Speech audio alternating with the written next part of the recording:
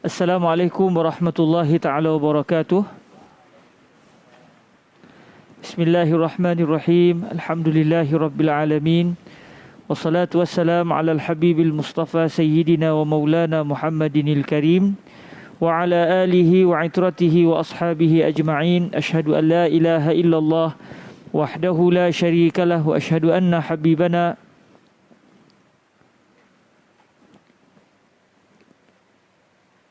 wa ashhadu anna sayyidana wa habibana wa maulana Muhammadan abduhu wa rasuluh wa safiyuhu min khalqihi wa habibuhu addal amanah wa ballagha risalah wa nasaha al-ummah wa kashafa Allahu bihil ghummah. Allahumma salli wa sallim wa zid wa barik ala al-habibil mustafa sayyidina wa maulana Muhammadir rasulillah wa ala alihi wa itratihi wa ashabihi wa man walah.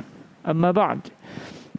Alhamdulillah, kita bersyukur kehadrat Allah Subhanahu Wa Taala di atas keizinan daripada Allah dapat kita bertemu lagi pada malam ini untuk sama-sama kita mempelajari kitab Safinatun Najah fima yajibu 'alal 'abdi li maulah, karangan Syekh Salim bin Abdullah Ibni Sumair Al-Hadrami yang meninggal dunia pada tahun 1271 Hijriyah. Semoga Allah Subhanahu Wa Taala memberkati beliau dan juga seluruh para ulama kita dan yang seluruh umat baginda Nabi yang beramal dengan apa yang telah didatangkan oleh baginda Nabi alaihi salatu wassalam.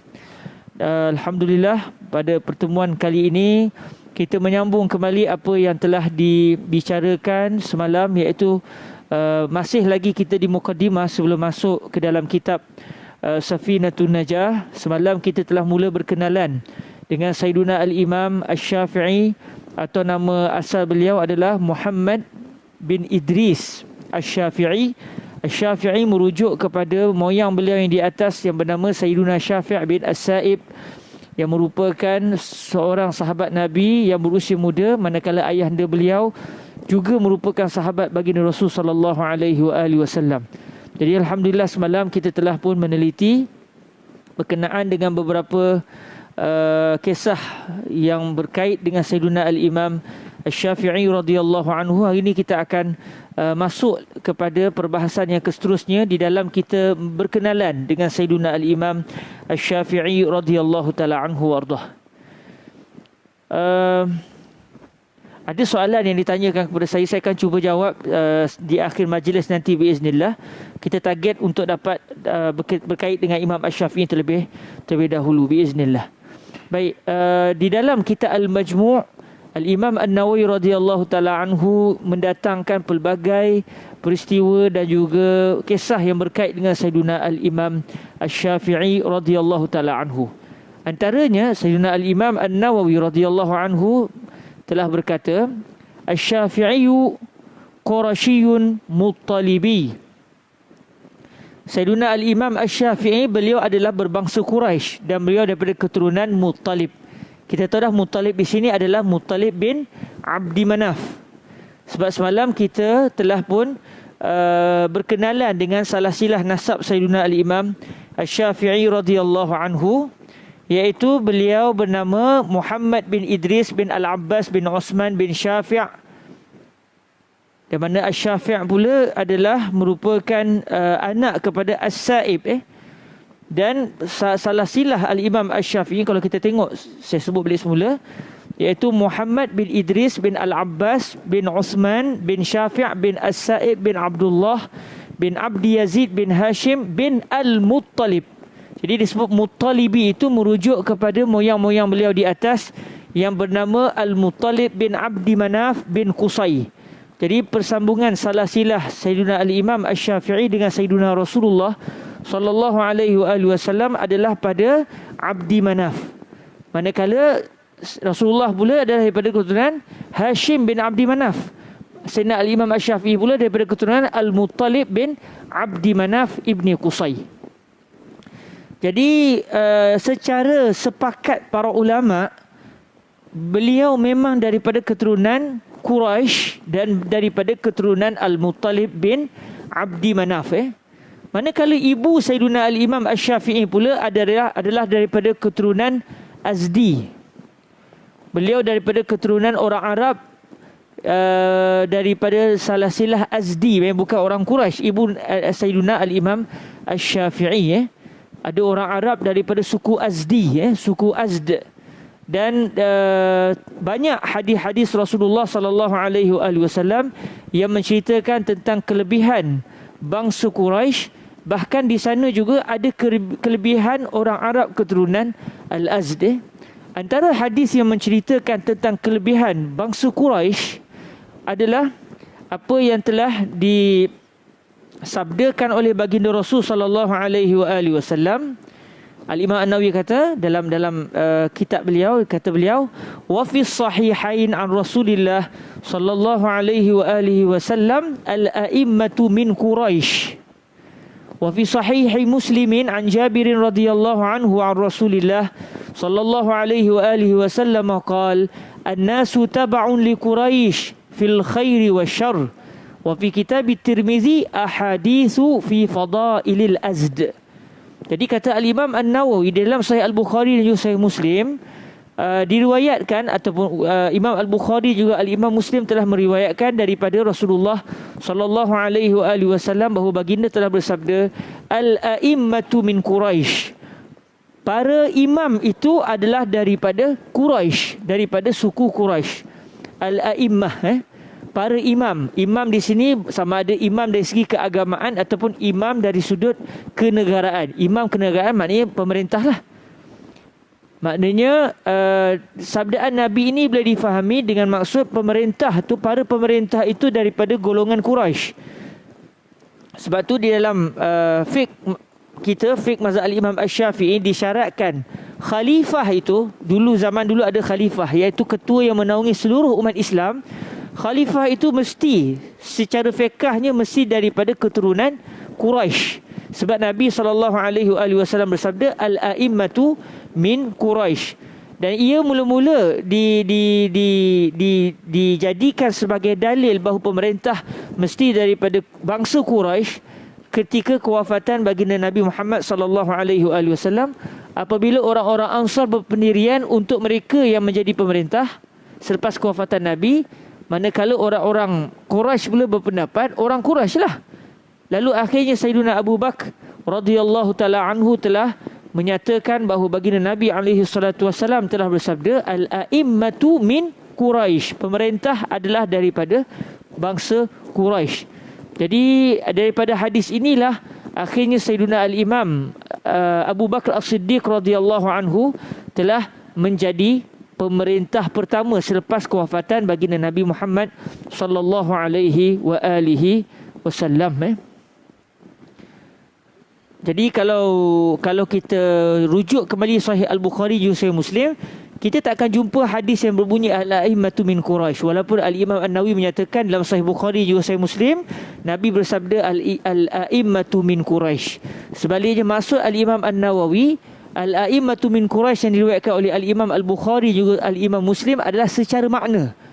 Kerana kalau kita buka Sahih Al-Bukhari dan juga Sahih Muslim, kita tidak akan mendapati sabdaan Nabi yang diriwayatkan oleh Al-Imam Al-Bukhari juga Al-Imam Muslim yang berbunyi al-a'immatu min Quraisy. Sebaliknya lafaz hadis al-a'immatu min Quraisy adalah hadis yang telah diriwayatkan oleh Al-Imam Ahmad bin Hanbal di dalam musnad beliau. Cuma dalam Sahih Bukhari, apa contoh hadis yang sama erti dengan al-a'immatu min Quraisy? Hadis yang kalau kita tengok, saya cuba cari, hadis yang diriwayatkan oleh Sayyiduna Muawiyah ibni Abi Sufyan radhiyallahu anhuma qala sami'tu Rasulullah sallallahu alaihi wa alihi wasallam yaqul inna hadzal amra fi Quraisy la yu'adihim ahadun illa kabbahu Allahu ala wajhihi ma aqamuddin. Kata Sayyiduna Al-Imam Sayyiduna Muawiyah ibni Abi Sufyan, sahabat baginda Rasul sallallahu alaihi wasallam, beliau kata, saya telah mendengar Rasulullah sallallahu alaihi wasallam bersabda, sesungguhnya urusan ini, iaitu urusan pemerintahan, ini adalah pada Quraisy, adalah berada di dalam kelompok golongan Quraisy. Tidak akan ada seorang pun yang melawan mereka, melainkan Allah akan menyembamkan mereka pada muka-muka mereka. Allah akan menyembamkan mereka pada wajah-wajah mereka. Allah akan ambil mereka dan jatuhkan mereka sehingga muka mereka yang akan tertomos di tanah. Mereka akan dimusnahkan ataupun dibinasakan oleh Allah. Kata Rasulullah, ma aqamuddin, selagi mana orang-orang Quraisy masih mendirikan agama. Jadi ini di antara hadis yang menunjukkan imam itu mesti daripada bangsa Quraisy. Dan dalam Sahih Muslim pula, hadis yang menceritakan tentang al-a'immatu min Quraisy ini adalah hadis riwayat Imam Muslim yang berbunyi, an Abdullah bin Umar radhiyallahu anhuma qala Rasulullah sallallahu alaihi wa alihi wasallam, la yazalu hadzal amra fi Quraisy ma baqiya minan nas ithnan.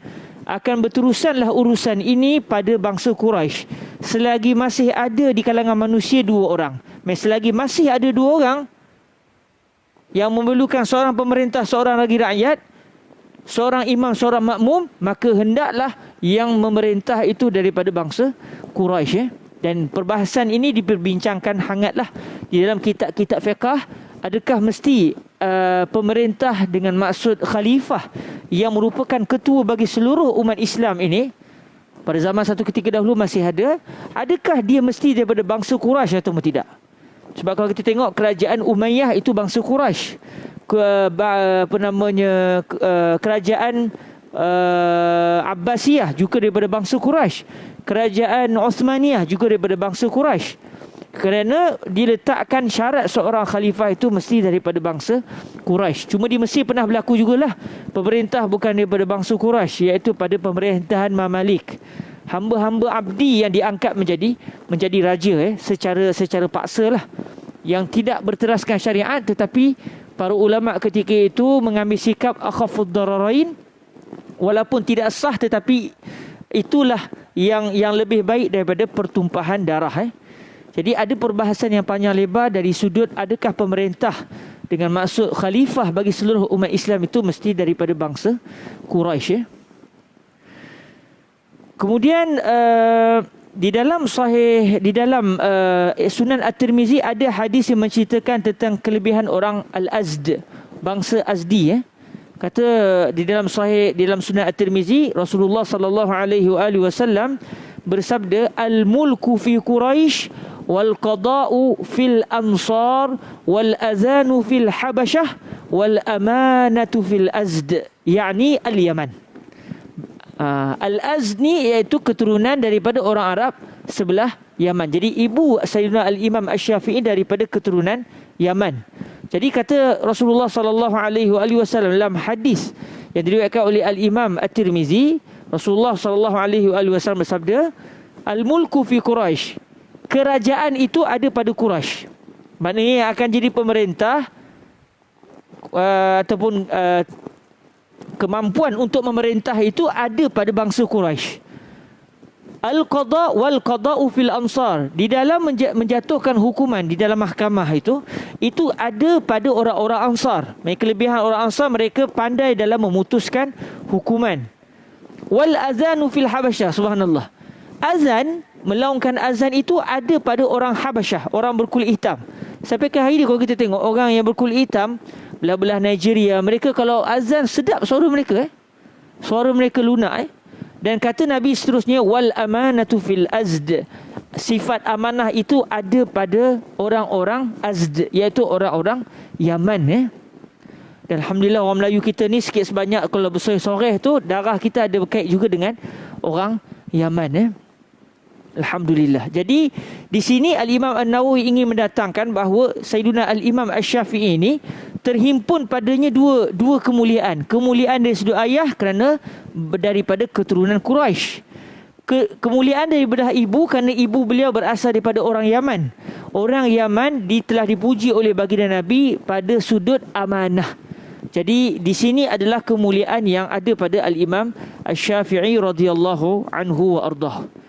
Kemudian disebut oleh Al-Imam An-Nawawi, kata beliau, wa ajma'u annahu wulida sanata 50 wa 100 wa hiya sanatu allati tuwfiya fiha Abu Hanifah rahimahullah, wa qila innahu tuwfiya fil yawm alladhi wulida fihi Syafi'i wa lam yathbut at-taqyid bil yawm.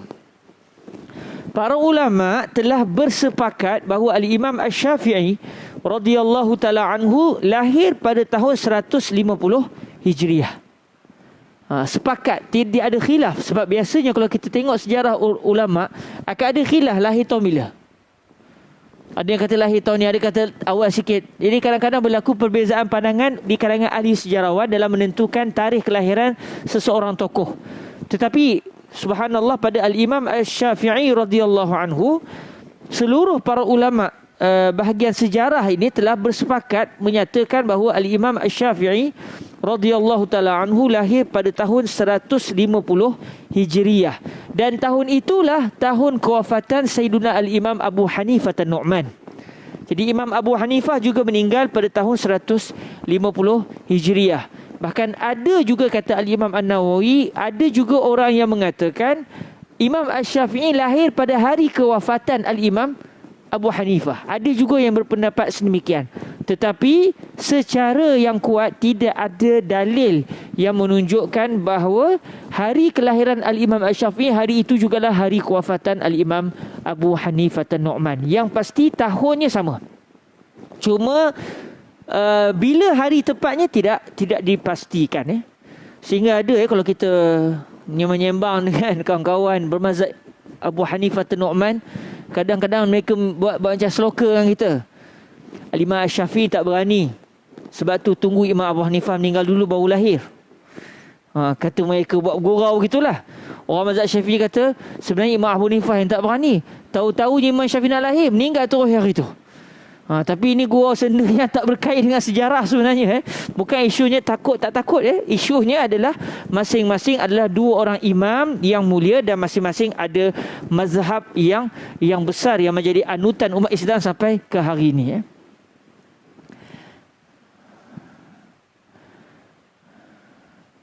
Kemudian kata Al-Imam Nawawi radhiyallahu anhu seterusnya, "Summa al-mashhur allazi alaihi al-jumhur anna Syafi'iyya wulida bi Ghazzah wa qila bi Asqalan wa huma min al-aradi al-muqaddasah allati barakallahu fiha fa innahuma ala nahwi marhalatain min Baitul Maqdis. Summa humila ila Makkah wa huwa ibnu sanatain wa tuwfiya bi Misra sanata 400 wa huwa ibnu 54 sanah." Jadi Imam An-Nawawi cerita sikit. Imam Asy-Syafi'i ini pendapat yang kuatnya beliau lahir di Gaza. Orang Melayu panggil apa? Gaza. Orang Arab panggil Gaza. Yang banyak berlaku peperangan pada hari ini. Semoga Allah bagi kemenangan dan memberikan bantuan kepada saudara seakidah kita yang berada di Palestin. Allahumma amin. Jadi Al-Imam Asy-Syafi'i radhiyallahu anhu lahir di Gaza. Di Gaza lah, orang Melayu panggil Gaza. Ada juga pandangan yang mengatakan bahawa Al-Imam Asy-Syafi'i lahir di Asqalan. Asqalan dan Gaza, kata Imam An-Nawawi, kedua-duanya berada di dalam lokasi yang diberkati oleh Allah. Sebab kedua-duanya terletak di Palestin, dan bumi Palestin bumi yang dimuliakan oleh Allah Subhanahu wa taala. Allah Taala berfirman, "Subhanallazi asra bi'abdihi lailan minal masjidil harami ilal masjidil aqsa allazi barakna haulahu linuriyahu min ayatina." Jadi Maha Suci Allah yang telah menjalankan hamba-Nya pada waktu malam daripada Al-Masjidil Haram ke Al-Masjid Al-Aqsa, masjid yang paling jauh. Daripada Masjidil Haram pergi ke masjid yang paling jauh. Lalu kata guru saya Fadilatul Syekh Jamal Faruq Ad-Daqqaq, bila sebut masjid paling jauh, maksudnya ada masjid yang paling dekat dengan Masjidil Haram, iaitulah Yasrib.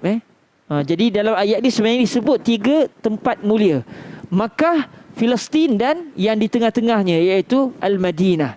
Sebab dia sebut masjid yang paling jauh, maka ada masjid yang paling dekat dengan Masjidil Haram. Masjid yang paling dekat itu ketika itu belum ada lagi, tetapi akan dibina selepas itu pada zaman Nabi, iaitu Masjid An-Nabawi Asy-Syarif.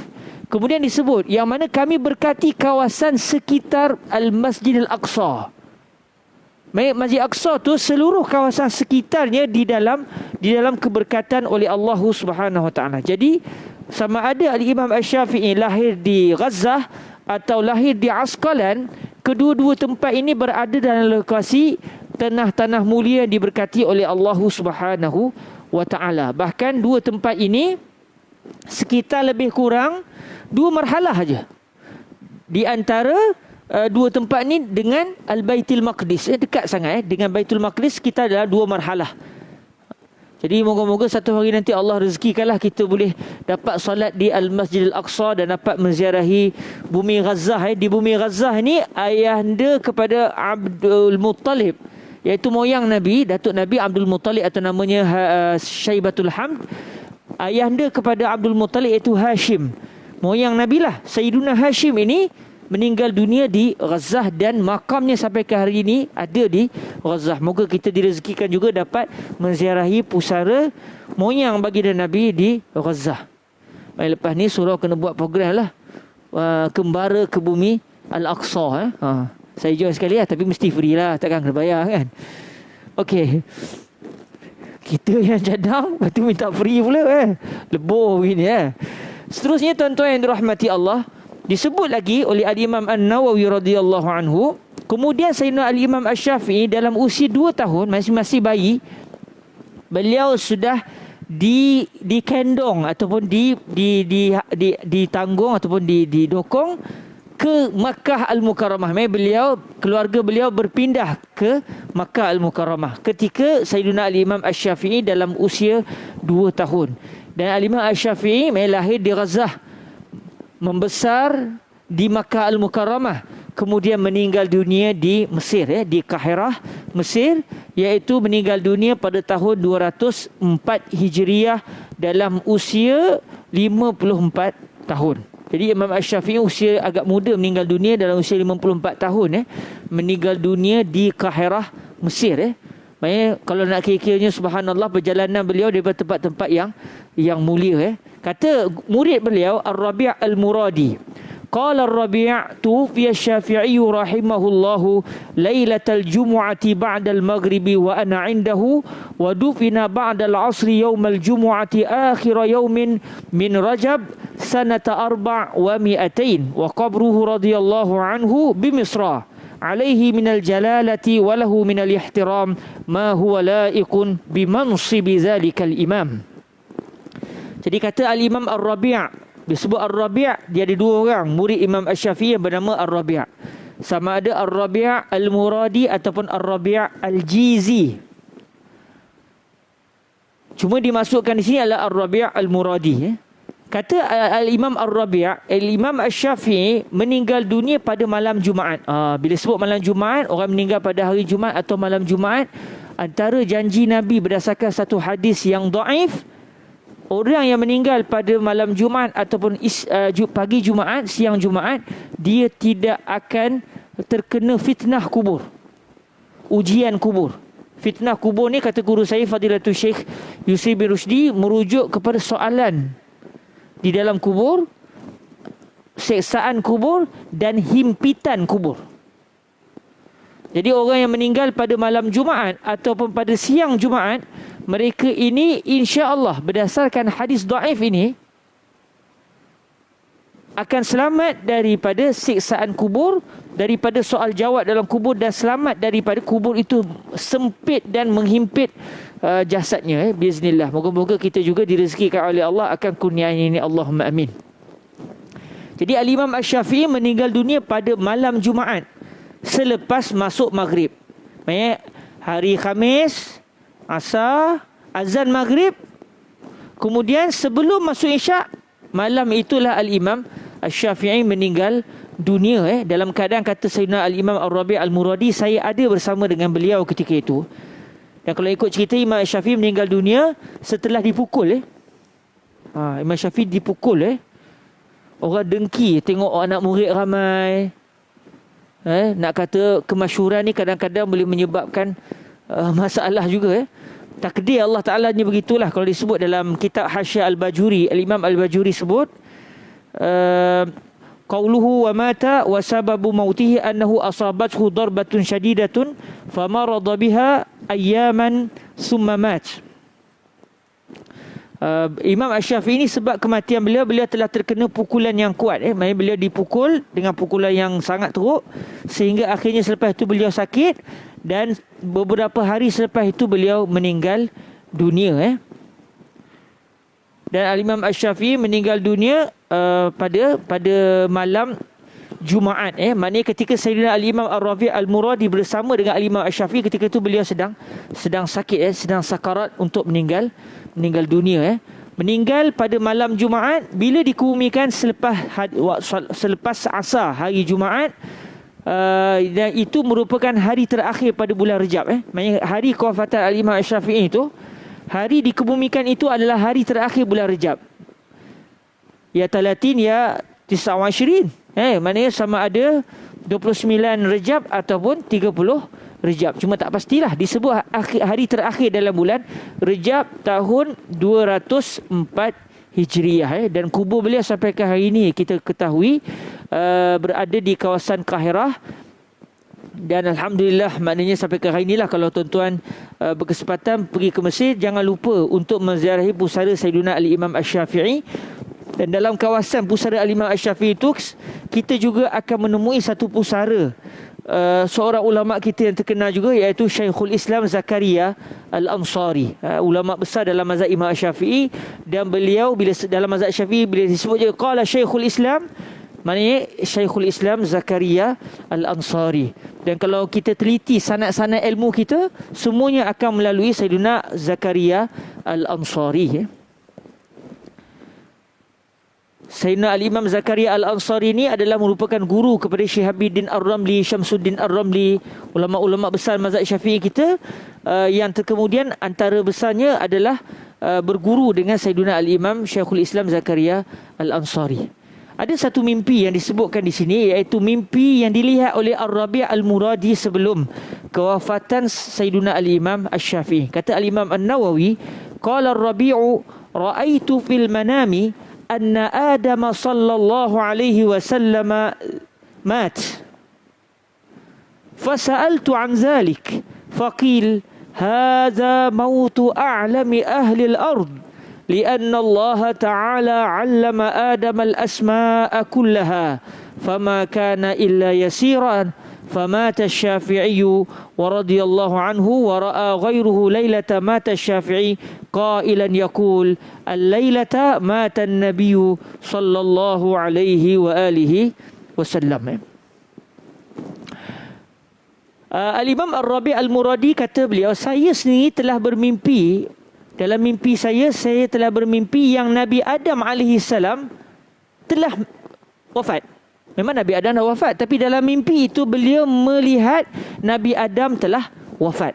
Jadi mimpi yang agak aneh, tetapi berkait dengan seorang Nabi. Mustahil syaitan menyerupai Nabi Adam AS. Lalu ini adalah mimpi yang ada maksud yang tersirat yang ada di sebalik mimpi tersebut. Lalu Al-Imam Ar-Rabi' Al-Muradi bertanya kepada orang-orang yang pandai mentadbir mimpi akan maksud mimpi beliau.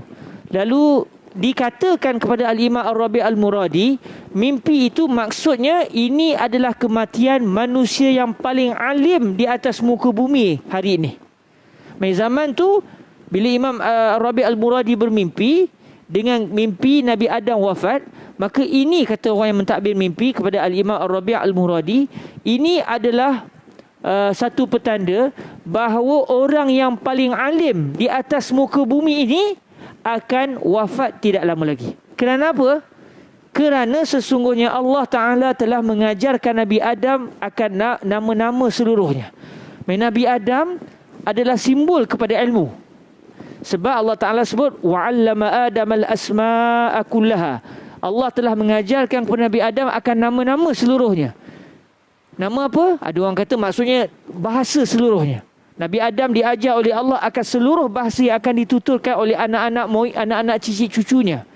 Ada yang kata maksud nama-nama seluruhnya iaitu nama-nama Allah seluruhnya. Dan juga sifat-sifat Allah seluruhnya. Ada pelbagai pandangan dalam isu ini. Pun begitu, Nabi Adam adalah simbol kepada ilmu.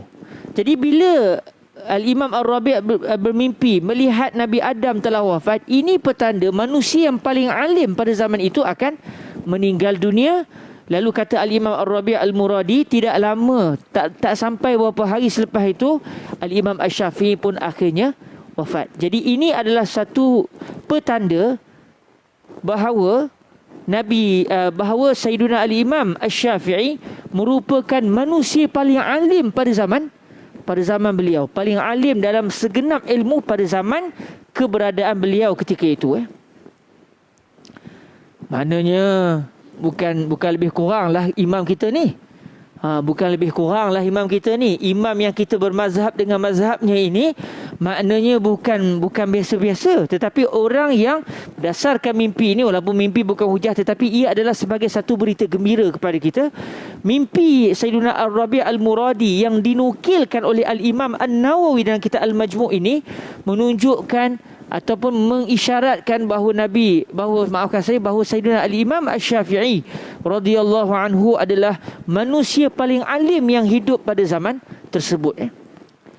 Nasha'a yatiman fi hijri ummihi fi qillatin minal 'aish wa dhiqi halin wa kana fi sibahu yujalisul ulama wa yaktubu ma yastafiduhu fil 'izami wa nahwiha hatta mala'a minha khabaya. Al-Imam Asy-Syafi'i, kata Al-Imam An-Nawawi, beliau ini tumbuh membesar sebagai seorang anak yatim. Dari kecil lagi sudah kematian ayahandanya. Jadi Al-Imam Asy-Syafi'i, Muhammad bin Idris, ayahanda beliau meninggal dalam keadaan Imam Asy-Syafi'i masih belum baligh, masih kecil. Jadi Al-Imam Asy-Syafi'i ini tumbuh membesar sebagai seorang anak yatim dan beliau berada di bawah tanggungan ibunda beliau dalam keadaan hidup mereka sangat susah. Jadi Imam Syafi'i bukan anak orang kaya. Beliau hidup sebagai orang susah dan daripada kecil lagi beliau sentiasa hadir dalam majlis para ulama yang ada di Mekah ketika itu, dan beliau akan menulis setiap faedah-faedah ilmu yang beliau dapat daripada para ulama tersebut. Di mana tuan-tuan? Bukan di kertas, tetapi di tulang-tulang. Nak katanya susah, nak beli kertas pun tak mampu. Dapat tulang, jumpa dekat mana-mana orang dah buang tulang yang boleh ditulis. Tulang macam tulang munta yang ada dia punya bahagian rangka yang agak luas. Di situ boleh ditulis. Di situlah faedah-faedah ilmu itu dicatat oleh Al-Imam Asy-Syafi'i. Sehingga rumah beliau penuh dengan tulang. Dan seumpama dengan tulang, dengan kulit-kulit pokoknya mana yang dapat, asal nak ditulis. Kerana buku kertas sangat sukar untuk diperolehi pada zaman tersebut. Apatah lagi beliau hidup sebagai seorang yang miskin. Namun nak katanya tuan-tuan, kadang-kadang kemiskinan itu adalah satu nikmat. Sebab kadang-kadang ada orang hidup senang, dia tak teringin pun nak menuntut ilmu. Dia tak teringin pun, dia rasa dia tak perlukan perkara-perkara begini. Tapi ada orang disebabkan dari kecilnya hidup susah, dia menjadi seorang yang mementingkan segala-galanya. Dia nak menuntut ilmu, dia tahu dia hidup susah, jadi dia akan berusaha keras untuk menjadi seorang yang bermanfaat untuk umat. Seterusnya tuan-tuan yang dirahmati Allah, di antara yang disebutkan oleh Al-Imam Nawawi ini banyak. Antara disebut kata Al-Imam Nawawi, beliau ni Al-Imam Asy-Syafi'i pada asal hidup beliau bukanlah seorang yang mempelajari ilmu fiqh dengan baik. Peringkat awal beliau bukan seorang yang minat dengan ilmu fiqh. Sebaliknya beliau lebih suka pada ilmu bahasa Arab, syair-syair Arab, kitab-kitab sastra orang Arab. Itu minat Imam Asy-Syafi'i. Sebab tu Al-Imam Asy-Syafi'i adalah merupakan hujah bagi ahli bahasa. Bahasa Al-Imam Asy-Syafi'i itu adalah hujah dan juga dalil bahawa itu adalah bahasa Arab. Sebab kadang-kadang orang Arab pada zaman Imam Syafi'i, dia bercakap Arab pun kadang-kadang Arab yang dah bercampur dengan bahasa lain. Tetapi bila Imam Syafi'i berbicara, ayat Imam Syafi'i itu bukti bahawa itu adalah bahasa Arab yang asli. Kerana memang daripada kecil lagi beliau meminat untuk mempelajari ilmu bahasa. Namun akhirnya Allah Ta'ala mentakdirkan beliau mula meminati ilmu fiqh. Kalau disebut kisahnya di sini, kalau ikut dalam kisah di sini, Mus'ab ibni Abdullah Az-Zubairi menceritakan satu hari Al-Imam Asy-Syafi'i naik atas Imam Syafi'i satu hari berjalan, dan Imam Syafi'i sambil berjalan tu membaca syair. Minat sambil berjalan tu berbicara dengan syair. Memang Imam Syafi'i sendiri pun ada kitabnya, Diwan Al-Imam Asy-Syafi'i. Beliau ada kitab syair beliau. Bukan kitab fiqh saja, kitab syair pun ada. Lalu Imam Syafi'i sambil berjalan tu beliau telah mendeklamasikan syair. Lalu akhirnya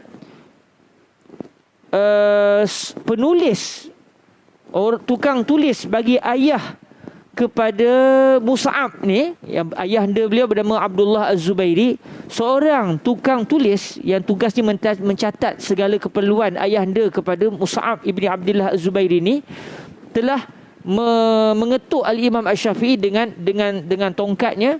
Lalu kata lelaki penulis ini kepada Al-Imam Asy-Syafi'i, misluka yazhabu bimuru'atihi fi misli haza, aina anta minal fiqh? Orang macam kamu ni jatuh maruah kalau hanya bercakap dengan syair-syair, sedangkan orang cerdik. Mana kamu dalam bidang fiqh? Di mana kamu dalam bidang fiqh? Jadi teguran itu sebenarnya rupa-rupanya menjentik hati Al-Imam Asy-Syafi'i untuk mula mendalami ilmu fiqh. Lalu beliau pun hadir dalam majlis Al-Imam Az-Zinji, iaitu Muslim bin Khalid yang merupakan mufti Mekah ketika itu. Selepas beliau mendalami ilmu fiqh daripada Sayyidina Az-Zinji, selepas daripada mendalami itu, beliau telah hadir pula ke dalam majlis Al-Imam Anas bin Malik. Maafkan saya, Imam Malik bin Anas. Kita azan dulu. Dah terlepas tu. Anas bin Malik, Malik bin Anas pun dah tersasul. Ya Allah.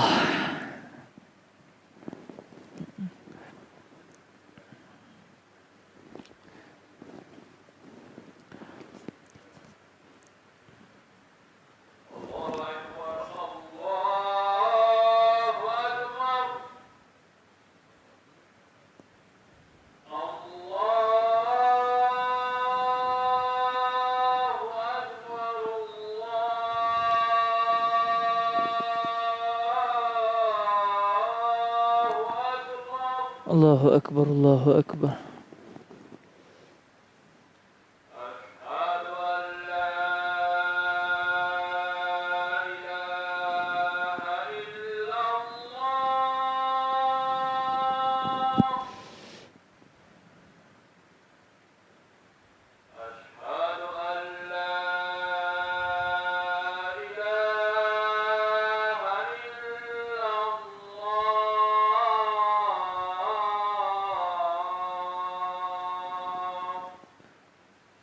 Asyhadu an la ilaha illallah.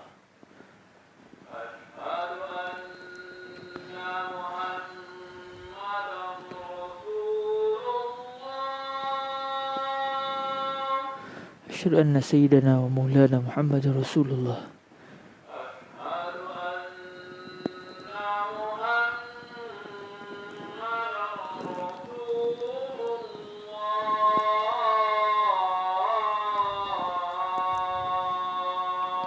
أشهد أن سيدنا ومولانا محمد رسول الله.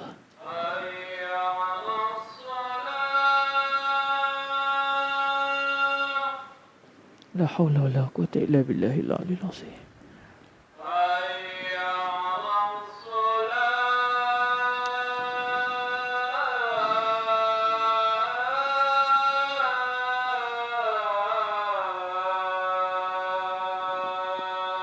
لا حول ولا قوة إلا بالله العلي العظيم.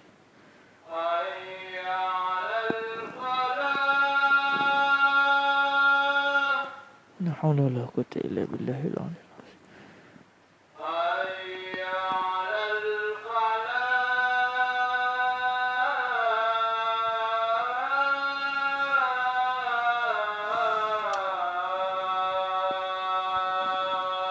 لا حول ولا قوة إلا بالله العلي العظيم.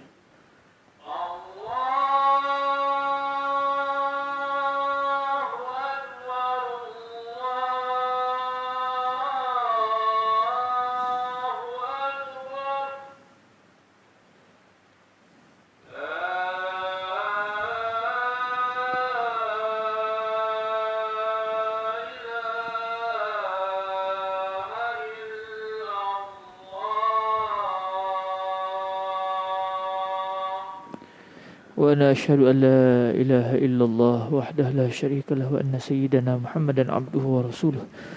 رضيت بالله ربا وبسيدنا محمد رسولا بالإسلام دينا.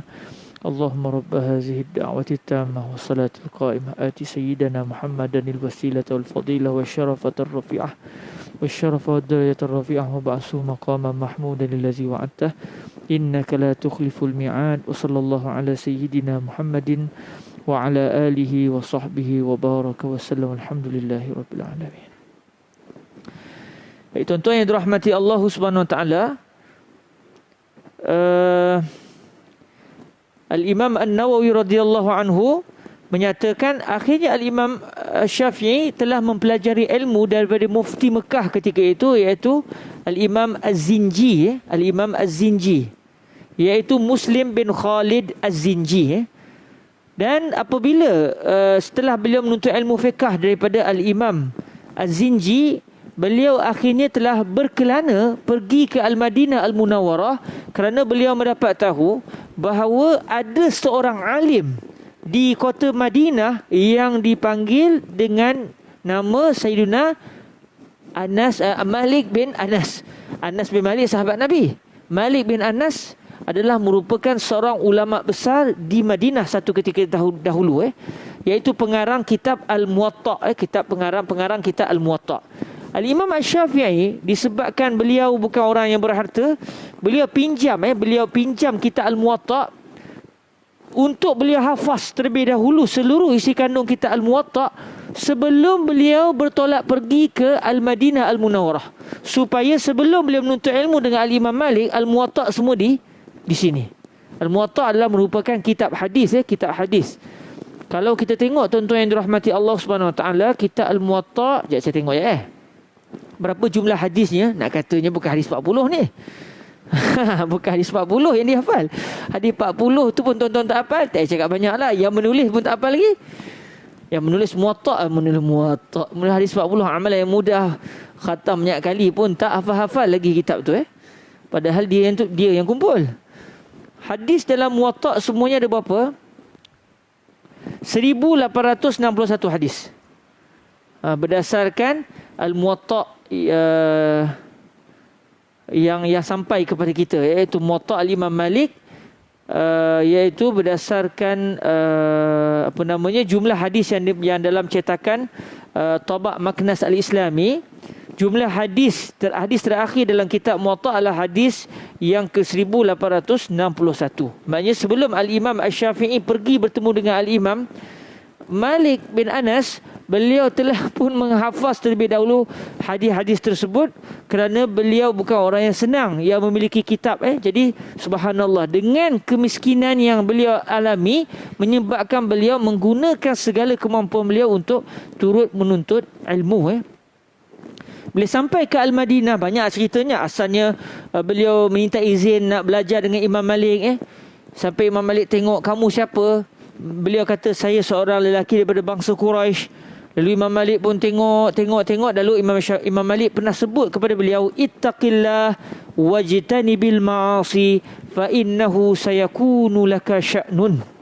Imam Malik tengok Al-Imam Asy-Syafi'i, kata Imam Malik kepada Imam Syafi'i, bertakwalah kepada Allah, jauhilah maksiat, sesungguhnya kamu akan ada urusan besar selepas ini. Kamu akan memiliki keadaan yang istimewa untuk masa akan datang. Dalam riwayat lain, Al-Imam Malik bin Anas sebut pada Imam Syafi'i radhiyallahu anhu, innallaha azza wa jalla qad alqa ala qalbika nura fala tutfihi bil ma'asi. Sesungguhnya Allah azza wa jalla telah mencampakkan ke dalam hatimu, ke dalam jantung hatimu akan cahaya, maka janganlah kamu padamkan cahaya itu dengan melakukan maksiat. Sebab tu ilmu dan maksiat tidak akan dapat bersama.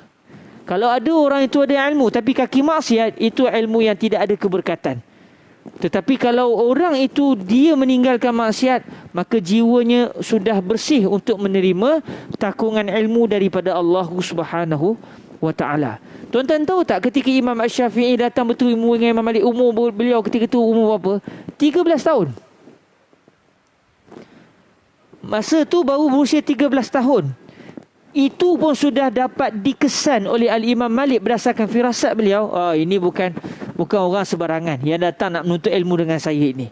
Sehingga akhirnya beliau menjadi murid yang begitu melazimi Al-Imam Malik menuntut ilmu selama beliau berada di Madinah. Sampailah Al-Imam Malik bin Anas wafat dan meninggal dunia, dikebumikan di Baqi'. Barulah ketika itu Al-Imam Asy-Syafi'i sudah tidak lagi berkesempatan untuk berguru dengan Imam Malik. Selagi Imam Malik masih hidup, selagi itulah Al-Imam Asy-Syafi'i menuntut ilmu, mempelajari kitab-kitab fiqh, kitab-kitab hadis daripada Al-Imam Malik bin Anas radhiyallahu taala anhu wa ardahu. Jadi tuan-tuan yang dirahmati Allah, inilah secara mudahnya ataupun kesimpulan kasarnya berkenaan dengan Al-Imam Asy-Syafi'i radhiyallahu taala anhu.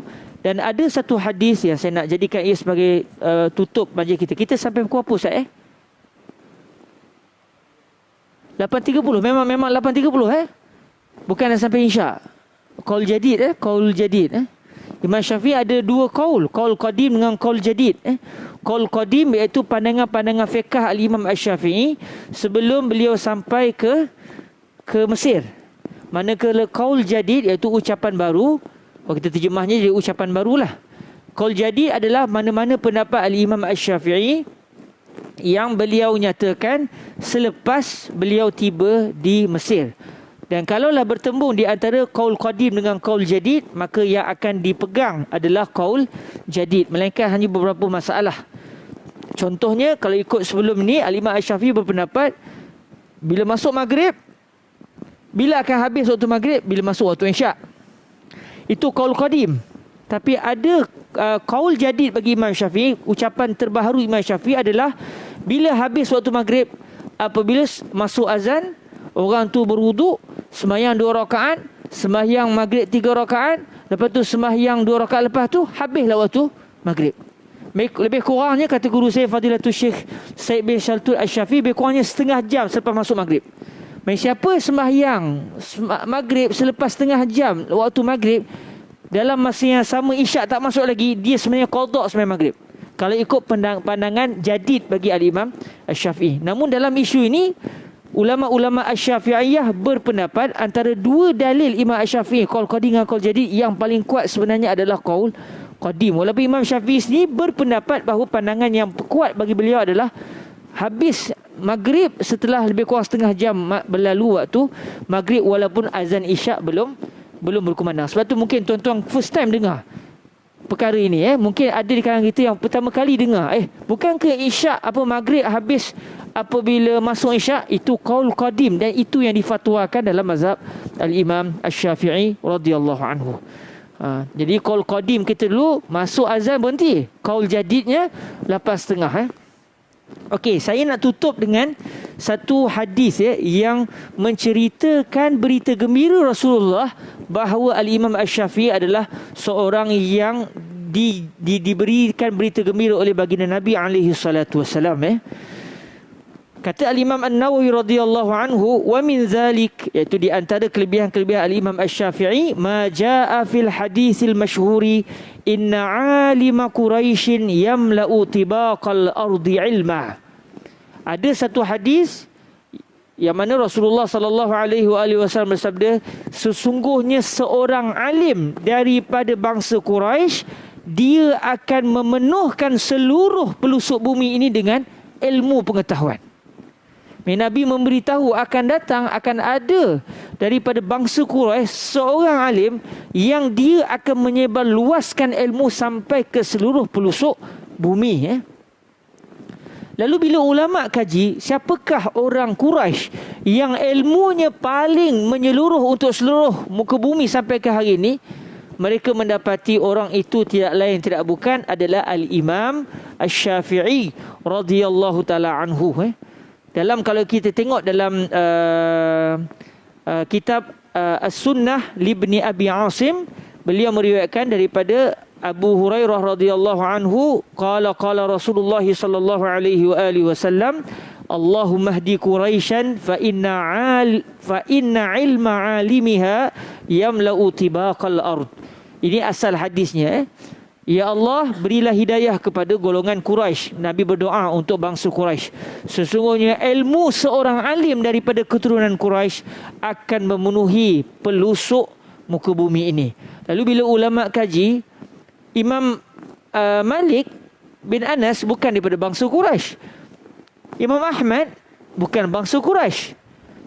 Imam Abu Hanifah terus daripada bangsa Parsi. Lalu siapakah orang alim daripada keturunan Quraisy yang ilmunya begitu menyeluruh di atas muka bumi ini? Maka mereka mendapati tidak ada siapa pun yang dapat menandingi keluasan ilmu yang telah tersebar luas daripada Sayyidina Al-Imam Asy-Syafi'i radhiyallahu anhu. Kata Al-Imam Asy-Syafi'i, kata Al-Imam An-Nawawi, wa hamalahu al-ulama'u minal mutaqaddimin wa ghairihim min ghairi ashabina 'ala Asy-Syafi'i rahimahullah, wastadallu lahu bi anna al-a'immata min as-sahabati radhiyallahu anhum allazina hum a'lamud din lam yunqal 'an kulli wahidin minhum illa masail ma'dudah idh kanat fatawahum maqsuratan 'ala al-waqa'i' bal kanu yanhauna 'anis su'ali 'amma lam yaqa' وكانت هممهم مصروفة إلى قتال الكفار لإعلاء كلمة الله وإلى مجاهدة النفوس والعبادة فلم يتفرغوا للتصنيف. وأما من جاء بعدهم وصنف من الأئمة فلم يكن فيهم قريش قبل الشافعي ولم يتصف بهذه الصفة أحد قبله ولا بعده. Jadi kalau kita tengok ucapan Al-Imam An-Nawawi ni, kata beliau, di kalangan para sahabat Nabi yang memang bangsa Quraisy dan memang mereka ilmu tinggi-tinggi, macam Sayyidina Abu Bakar, Umar, Sayyidina Osman, Sayyidina Ali, semua Quraisy, bangsa Quraisy. Tetapi para sahabat Nabi ketika itu, mereka ada satu sikap, kalau benda tak berlaku jangan tanya soalan. Kerana mereka sibuk untuk berperang, sibuk untuk mengembangkan Islam, jadi tak banyak masa nak melayan soalan-soalan benda. Kalau berlaku macam ni macam mana, Syekh? Dah berlaku belum? Belum. Tunggu sampai berlaku baru tanya. Tu sikap para sahabat, kerana mereka banyak lagi nak kena fikir tentang pengembangan Islam ke seluruh dunia ketika itu. Jadi mereka tidak banyak fatwa-fatwa mereka yang sampai kepada kita. Dan selepas itu pula, walaupun ada ulama-ulama yang menulis, tetapi mereka bila kita tengok balik bukan daripada bangsa Quraisy. Tetapi setelah itu muncullah Al-Imam Asy-Syafi'i yang berbangsa Quraisy, kerana beliau daripada keturunan Al-Muttalib bin Abdi Manaf, Al-Muttalib bin Abdi Manaf, yang mana Al-Imam Asy-Syafi'i ini beliau telah menghasilkan karya, antaranya yang terkenal adalah Ar-Risalah. Di dalam ilmu usulul fiqh, beliau telah mengembangkan mazhab beliau, dan sampai ke hari ini, daripada zaman Imam Syafi'i sampai ke hari ini, mazhab beliau tersebar luas, sampailah boleh katanya mana-mana ceruk dunia kita pergi pun orang akan tahu tentang adanya mazhab Al-Imam Asy-Syafi'i. Lalu kata para ulama, yang dimaksudkan oleh baginda Nabi akan ada orang alim daripada bangsa Quraisy yang ilmunya akan memenuhi seluruh pelosok bumi, itu merujuk kepada Al-Imam Asy-Syafi'i Muhammad ibn Idris Asy-Syafi'i rahimahullahu wa radhiyallahu ta'ala anhu wa ardahu. Jadi alhamdulillah, itulah secara lebih kurangnya berkenaan dengan kisah hidup Sayyidina Al-Imam Asy-Syafi'i radhiyallahu ta'ala anhu wa ardahu, yang mana kita yang nak belajar mazhab Al-Imam Asy-Syafi'i, dan kita akan pilih kitab yang ringkas ini. Kitab ni ringkas, tidaklah dianggap kitab yang terlalu besar, tapi insyaAllah daripada sikit kita naik, mana tahu ada rezeki kita sama-sama boleh menguasai mazhab ini. Walaupun saya bukanlah ahli, nak kira-kiranya walaupun saya belajar, tapi takut juga.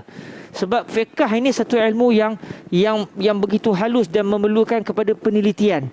Nanti tuan-tuan akan tengok dalam majlis-majlis kita yang akan datang, tuan-tuan tanya soalan pada saya kata saya tak tahu. Ikut konsep Imam Malik lah. Habis mengajar apa tak tahu, dah tak tahu khabar tak tahu. Jadi fiqh ni dia adalah satu ilmu yang tersendiri, yang mempunyai kelebihan untuk kita mengetahui apakah pendirian Al-Imam Asy-Syafi'i. Jadi tahulah kita apa yang kita pelajari daripada kitab ini adalah merupakan hasil yang sebenarnya merupakan pemikiran, kefahaman Al-Imam Asy-Syafi'i radhiyallahu ta'ala anhu terhadap isu-isu fiqh. Dan Al-Imam Asy-Syafi'i merupakan seorang yang terbilang, yang bukan orang biasa-biasa. Bahkan pernah dikhabarkan oleh baginda Nabi bahawa akan muncul seorang alim daripada bangsa Quraisy yang ilmunya akan memenuhi seluruh pelosok bumi. Walhamdulillah, Allah rezekikan kita bermazhab dengan mazhab Al-Imam Asy-Syafi'i. Pun kita sayang kepada Imam Syafi'i, kita bangga bermazhab Imam Syafi'i, tidak pula menafikan untuk kita memperlekehkan mazhab-mazhab fiqh yang lain. Sebab setiap ulama-ulama mujtahid ini, mereka adalah insan-insan istimewa yang Allah Ta'ala pilih untuk menjadi gergasi-gergasi dalam bidang fiqh, yang mempunyai kelayakan untuk mengambil hukum terus daripada Al-Quran, hadis dan juga dalil-dalil yang lain. Walhamdulillahi rabbil alamin. 8.31. Terlebih juga seminit. Ada beberapa soalan yang penting ditanya oleh saudara kita tentang berkaitan dengan 2-3 hari, dua pertemuan yang lepas berkaitan dengan isu ijtihad. Bagaimana kita boleh ke orang tu beramal dengan satu mazhab, bab wuduk dengan mazhab Syafi'i, bab batal wuduk dengan mazhab lain pula. InsyaAllah saya akan cuba menjawabnya dalam pertemuan yang akan datang. Cuma saya ni seorang yang pelupa, orang tua lah katakan. Jadi soalan ni akhi ambil balik, simpan balik. Nanti majlis yang akan datang tanya saya semula biiznillah. Takut-takut saya tinggal dalam beg, lebur terus, hilang ke mana tak tahu ke mana. Jadi peganglah kertas ni. InsyaAllah pertemuan kita yang akan datang, kita akan cuba menjawab perbahasan ini. Dan insyaAllah pertemuan yang akan datang kita akan berkenalan pula. Nak masuk kitab ni dia punya pintu dia satu-satu. Kita akan masuk pula berkenalan dengan siapakah Sayyiduna Al-Imam Allahumma salli ala Rasulillah Al-Imam Salim bin Abdullah bin Sumair Al-Hadrami, pengarang kitab Safinatun Najah, yang mana beliau ini ada kitab-kitab beliau lain, tapi subhanallah kitab ini yang paling terkenal dan sampai kepada kita. InsyaAllah kita akan berkenalan siapakah beliau, dan beliau pernah sampai ke Singapura zaman beliau tu membeli meriam di Singapura. Nanti kita akan tengok kisah hidup beliau biiznillah subhanahu wa ta'ala dan pertemuan-pertemuan yang akan datang insya-Allah. Itu saja daripada saya, mohon kemaafan di atas segala kekurangan. Alhamdulillah dapat kita dalam 2 hari lepas ini, hari ini dan juga semalam, berkenalan dengan Sayyiduna Al-Imam Asy-Syafi'i radhiyallahu anhu, ulama besar yang bukan calang-calang di dalam memahami ayat-ayat Al-Quran dan juga hadis Rasulullah sallallahu alaihi wa alihi wasallam. Kita tangguhkan majlis kita dengan salawat ke hadrat baginda Rasulullah sallallahu alaihi wa alihi wasallam. Allahumma salli afdala salatin ala as'adi makhluqatika sayyidina Muhammad wa ala alihi wa sahbihi wa sallim adada ma'lumatika wa midada kalimatika kullama ذكرك الذاكرون وغفل عن ذكره الغافلون. اللهم صل أفضل صلاة على أسعد مخلوقاتك سيدنا محمد وعلى آله وصحبه وسلم عدد معلوماتك ومداد كلماتك كلما ذكرك الذاكرون وغفل عن ذكره الغافلون. اللهم صل أفضل صلاة على أسعد مخلوقاتك سيدنا محمد وعلى آله وصحبه وسلم عدد معلوماتك ومداد كلماتك كلما ذكرك الذاكرون وغفل عن ذكره الغافلون. سبحانك اللهم وبحمدك أشهد أن لا إله إلا أنت أستغفرك وأتوب إليك. بسم الله الرحمن الرحيم.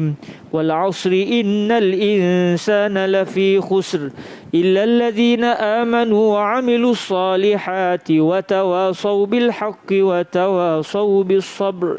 جزاكم الله خير الجزاء. أقول قولي هذا وأستغفر الله لي ولكم. السلام عليكم ورحمة الله وبركاته.